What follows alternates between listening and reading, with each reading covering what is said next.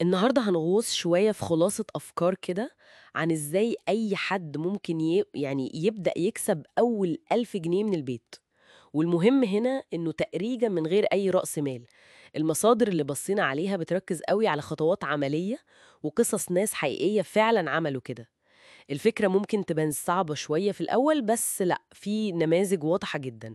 خلينا نفصصها سوا. واللي لافت جدا في الكلام ده هو التأكيد إن البداية بصراحة مش محتاجة فلوس قد ما هي محتاجة فكرة وشوية مجهود وصبر طبعا.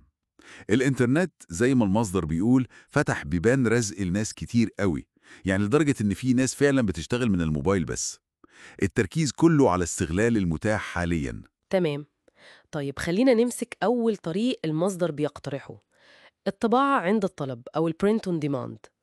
ببساطة خالص أي حد يقدر يصمم أشكال ممكن تكون بسيطة جدا يعني، وممكن يستخدم أدوات مجانية زي كانفا مثلا، ويرفع التصاميم دي على منتجات زي تيشرتات، مجات، حاجات كده. والمواقع المشهورة زي ريد بابل أو تي سبرينج. بالظبط. والموقع بقى هو اللي بيعمل كل حاجة: طباعة، شحن، دفع لما يجي أوردر، وصاحب التصميم بياخد نسبته. أيوة، كأنك بتجيبني على شغلهم هم.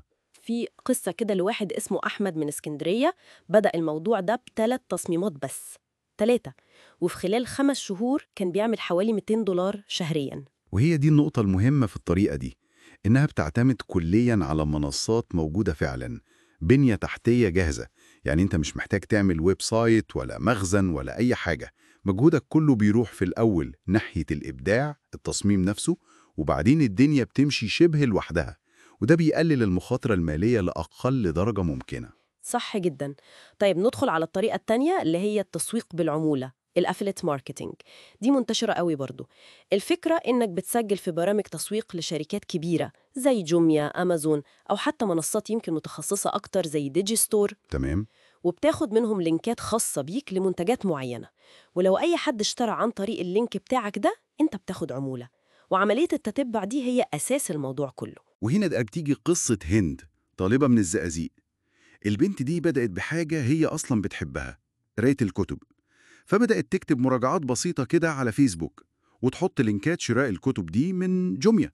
الموضوع بسيط خالص اهو. وبسيط ومربح كمان. أيوة، في خلال شهرين بس كانت بتعمل حوالي 300 جنيه في الأسبوع.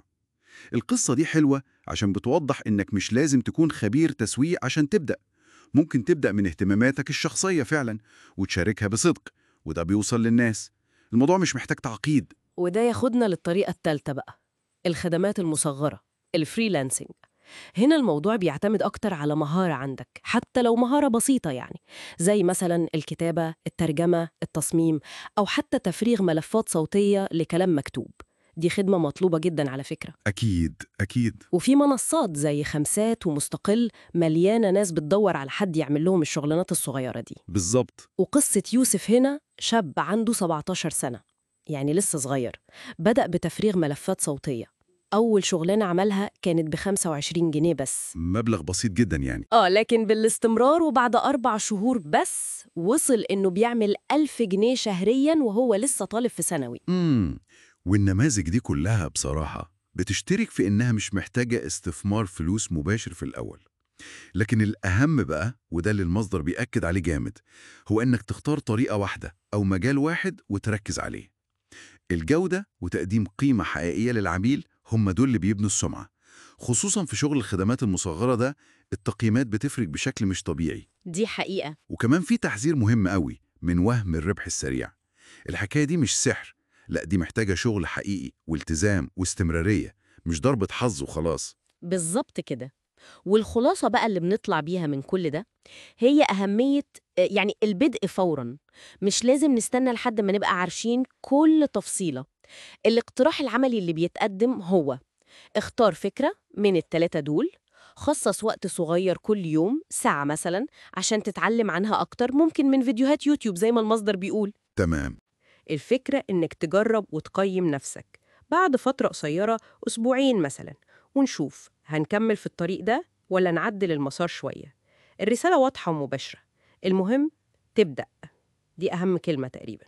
صح. وبيتقال كمان إن أول 1000 جنيه دي هي الأصعب فعلا، واللي بعدها الطريق بيتفتح أكتر شوية. فعلا.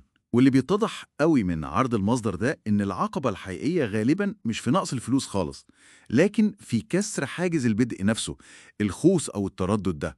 الأفكار اللي اتقالت دي مش نظريات في الهوا، لا، دي نماذج عملية وقصص واقعية حصلت لناس عادية. تمام. ويمكن السؤال بقى اللي المفروض يفضل معانا بعد الكلام ده كله هو: بناء على المهارات أو الاهتمامات اللي عند الواحد دلوقتي، إيه أصغر خطوة ممكنة، خطوة صغيرة جدا يعني، ممكن الواحد ياخدها فعلا النهاردة أو بكرة عشان يبدأ يجرب طريق واحد بس من الطرق دي؟